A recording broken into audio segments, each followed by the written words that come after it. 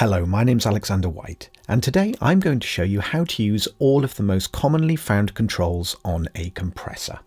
So today I'm using the Universal Audio Precision bus compressor. Don't worry about bus, it doesn't really matter. Bus compressors, normal compressors, they're still all compressors. The manufacturer might just test them more on a certain material than another, but it really doesn't matter. Any compressor is still just an automatic volume control. And the fun of it is you can try all sorts of different compressors in different places. So let's dive in and have a look at the controls. First of all, we've got a filter, and I'm going to talk you through the controls, then we'll go back and explain each one of them. Then you have a threshold, the ratio, the attack, and the release. And that is our main compressor controls. On this one, it also has an input and an output level, and a mix control. Finally, over here is a little fade control. So you can actually click that and have the compressor fade out for you, which is a lovely little addition on the plugin. Finally, this little symbol here switches the compressor on and off. So let's go through the controls. First of all, this is the sidechain filter. All this is doing is it doesn't change the sound that you're hearing. It does, however, change the sound that the compressor is hearing. So as you turn this control up, let's say we went all the way round to 500 Hertz, what that's doing is it's sending a signal to the compressor detector circuit, what the compressor hears. It sends that signal as if we've cut 500 Hertz and below out of the signal. So this means the compressor will focus more on the high end, any sharp transients, say on an acoustic guitar, or bright sounds, tambourine, things like that. That's where this really helps. It can also stop the compressor pumping so much. Pumping is a feature where the compressor noticeably, audibly seems to be pushing and pulling on the sound, which is sometimes desirable and sometimes not desirable. That's what the filter does. So that's a great place to start by thinking about how much you want the compressor to listen to the low end versus the high end of the sound. The next control is probably, I suppose, the most important because it's the thing that actually makes the compressor work. This is the threshold. And the threshold simply, if you can imagine, you've got your audio and it is at a certain volume. All this is doing is it's setting the lid on top of that audio, at which point when the audio gets louder than that lid, that's when the compressor will actually start to work and start to turn the audio down. Then we have the ratio. On this compressor we have 2:1, 4:1 and 10:1. A lot of compressors have variable ratios and some do have fixed ratios. All the ratio means is that 2:1, 4:1, 10:1, for example, 2:1 means for every 2 decibels over the threshold, for every 2 decibels the sound goes above our little lid, it turns it down by half. So in other words, 2:1 means it goes 2 decibels over the threshold and you only get 1 decibel of volume increase.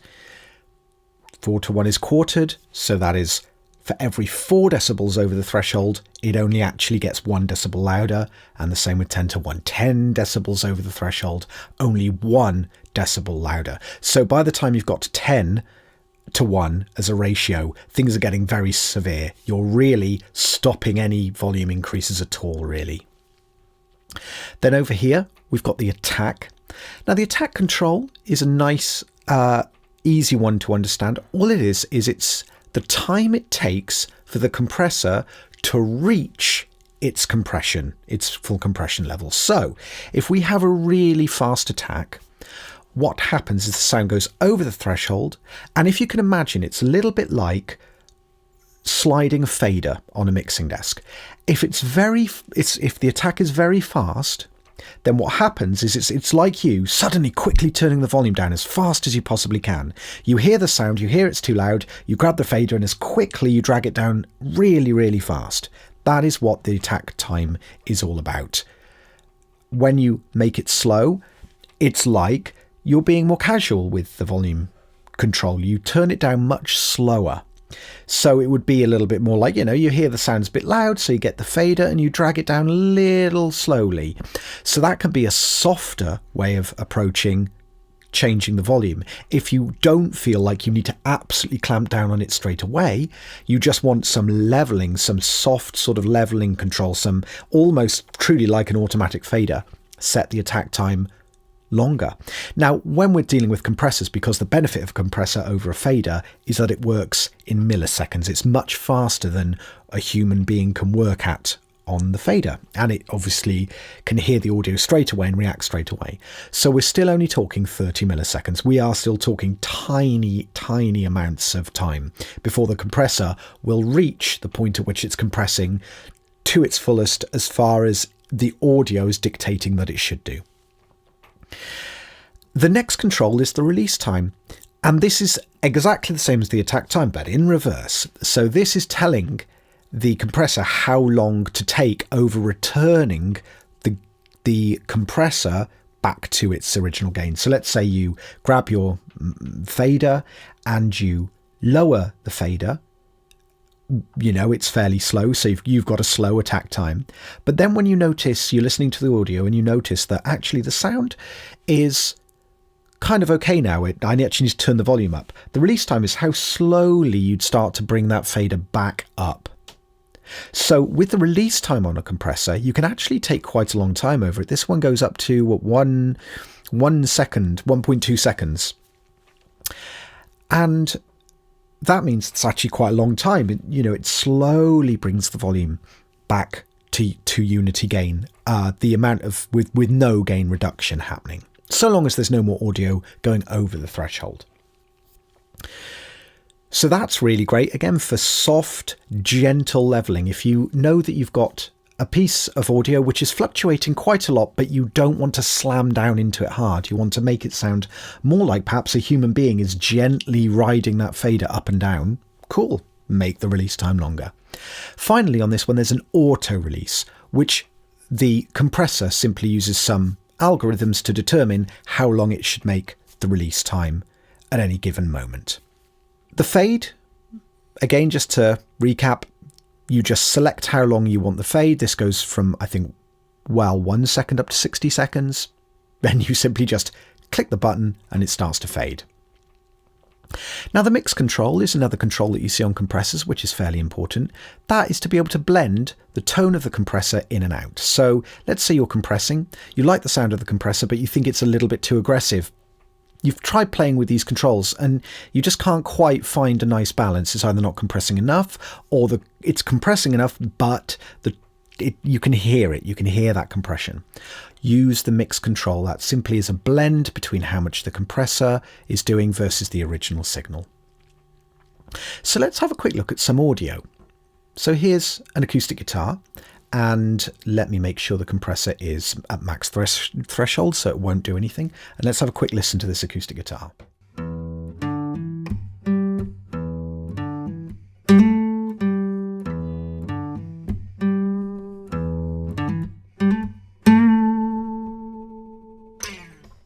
So of course I've recorded this example with 2 really loud points so we can have a look at how the compressor can help fix these problems. So first of all, let's do something really simple. Let's go to 2:1 on the ratio. Let's set the attack to something fairly fast, that's 1.87 milliseconds, and the release time to something middling, say 500 milliseconds, 0.5 seconds. And now let's go and find out where these notes here will actually make our compressor react. So here we go.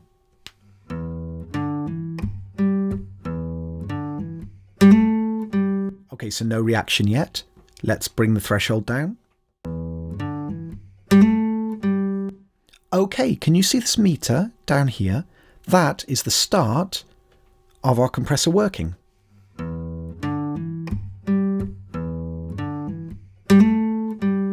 Cool. We're getting 2.5 decibels of reduction, just a little bit quieter. That, in some cases, may be all you need. You just need to control it a little bit and you're done. But in this part, we can see that really most of it is fairly balanced, just 2 particular notes. So rather than stick at a 2:1 ratio, why don't we see if we can just turn down just those notes while leaving everything else unaffected? So now let's set it at 10 to 1, which means anything that goes through our threshold, it has to go 10 decibels louder before it even sounds 1 decibel louder. Okay, let's go and find out how far we can turn this threshold down for it to not affect these notes and clamp down on these big ones. Here we go.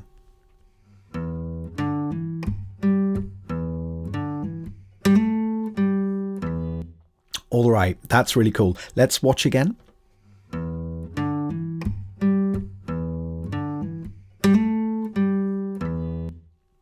So you can see that note is now much quieter, much more balanced. You can tell the tone has changed because the compressor adds a tone, it adds a shape. But often that shape can be really desirable and add to energy and punch in a mix. Let's play it all the way through and listen to the end note.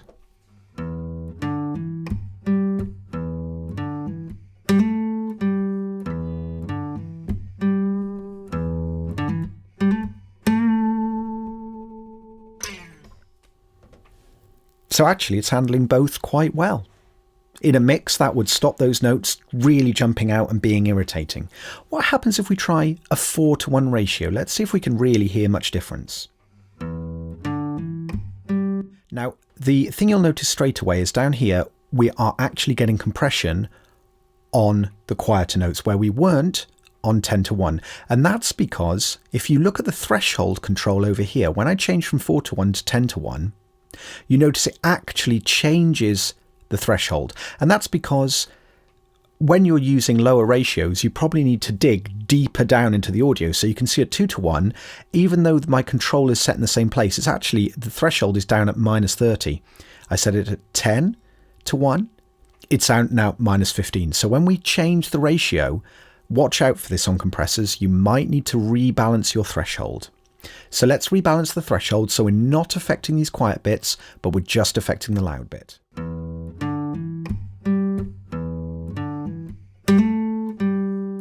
Okay, that's cool. And that sounds much more natural, but still very controlled.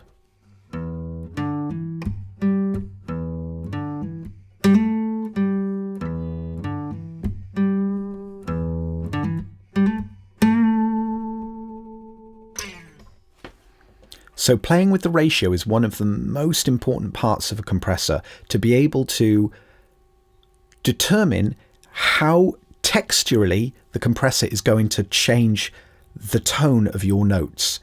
So let's move on to the attack and see what difference the attack makes. I'll move closer to that note so we can really hear what's happening.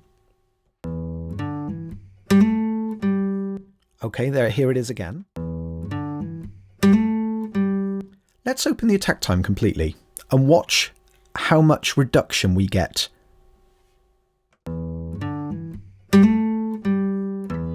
So it's a lot less because the compressor is hearing the sound going, well, I know I need to turn it down, but I'm going to be slow about it. I'm going to take my time. So bearing in mind, the compressor does start to act the second it hears the volume go over the threshold.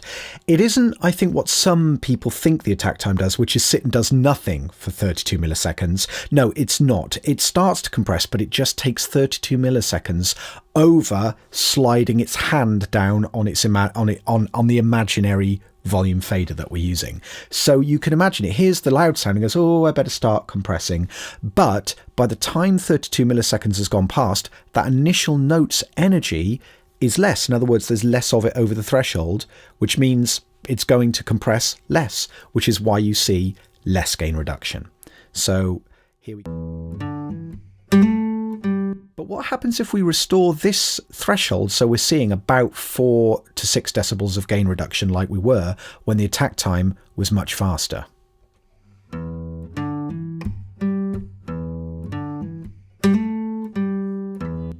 It actually sounds quite natural.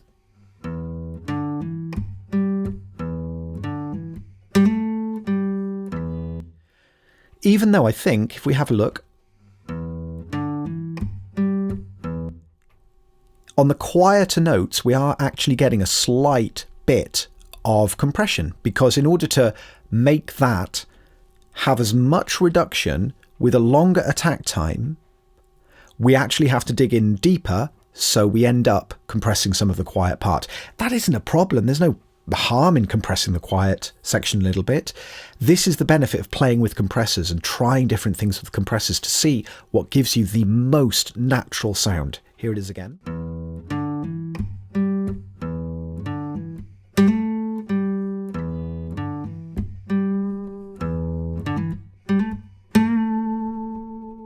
And now the end note, you can really hear it bite. You bam, and it kind of just clicks almost at the start. So now let's roll this attack all the way back and listen to that end note with a flat attack.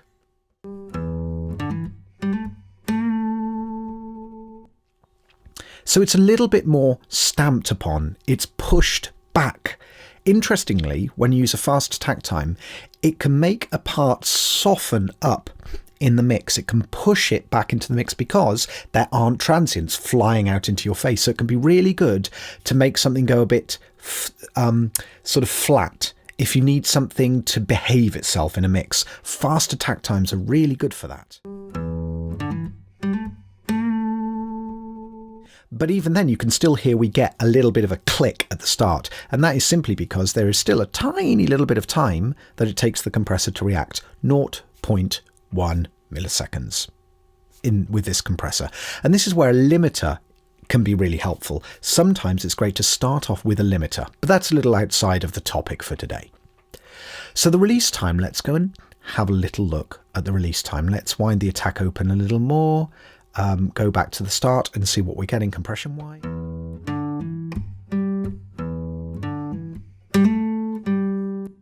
All right, cool. So that first note, even though we're getting 7 decibels of reduction, actually sounds pretty natural with these settings. Let's open up the release all the way up to like 1.2 seconds.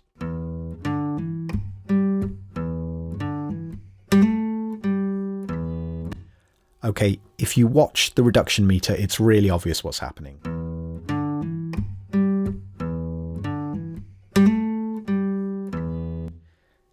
So it's much softer because it's not being so aggressive with how fast our imaginary fader in the compressor is returning to 0. But you have to be careful because in this case, this would actually work because if we watch the meter again, it's almost back to normal by the time that second note hits. But if there was a note closer to this initial attack of this transient, what would happen is the compressor would actually still be turning the sound down, even though the following sound doesn't go above the threshold, because our imaginary mix engineer in the compressor riding that fader up is bringing up slowly. And even though he hasn't been told to turn anything down because nothing has passed over the threshold, actually he ends up catching some of those notes because he hasn't quite turned it back up to full yet. So you can bring the release back a little bit until it's more in time with the music. So our aim is to, by the time that second note hits, to have the compressor having returned to 0 before that note hits. So if you have a look down here, you'll see that it hasn't returned yet. Let's bring the release back a little more. Oh, almost. That's getting pretty good. A little more. Yeah, I would say that was pretty great because, of course, the meters are just a bit of a guide. You still need to use your ears. But now, let's play it again.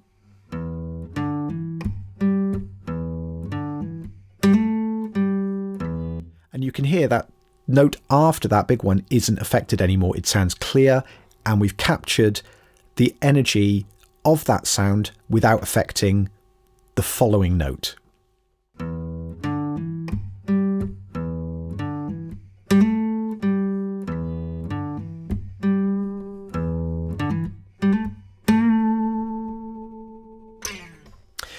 And if you make the release very quick, let's have a listen to that.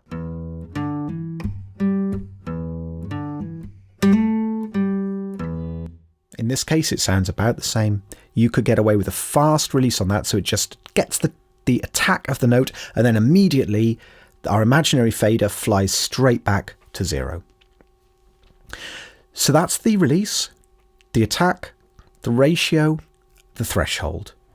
The filter we're not going to use today because I think it's a little bit more of an advanced feature that we can cover in a future video. But these ones here, the threshold, the ratio, the attack and the release, are fantastic controls to get to grips with on compressors. These ones are the ones that you really do see on pretty much every compressor except one or two very automatic based compressors, the LA2A and other such things like that. But that should give you a really great insight into compressors, how to use them, how to think about them. Imagining that imaginary fader, our imaginary mix engineer living in the compressor, and how fast he's moving that fader up and down.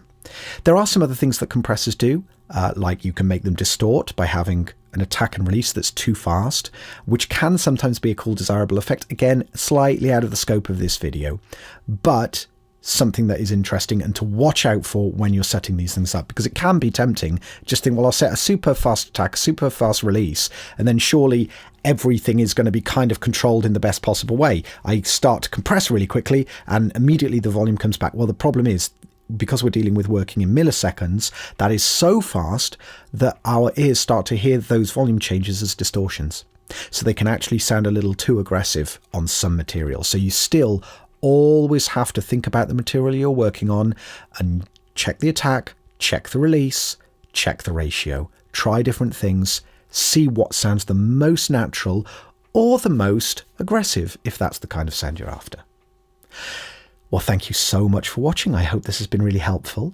I will catch up with you on a video very soon. Please leave me a message in the comments if you'd like to know any more about this topic, or if you'd like me to cover anything else in depth to do with compression in this way. Thank you ever so much.